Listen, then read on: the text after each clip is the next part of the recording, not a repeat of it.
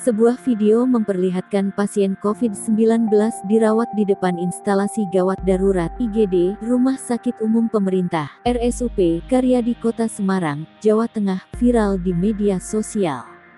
Menanggapi hal itu, Humas RSUP Karyadi Semarang Parna mengatakan, video suasana pasien tersebut berada di selasar depan ruangan IGD.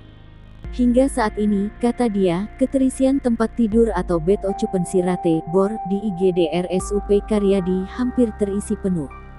Sedangkan untuk ruangan isolasi dan ICU penuh sehingga terjadi antrean pasien yang akan masuk ke ruangan. Parna mengungkapkan, tenda darurat yang didirikan di depan IGD juga sudah terisi untuk observasi pasien yang akan masuk.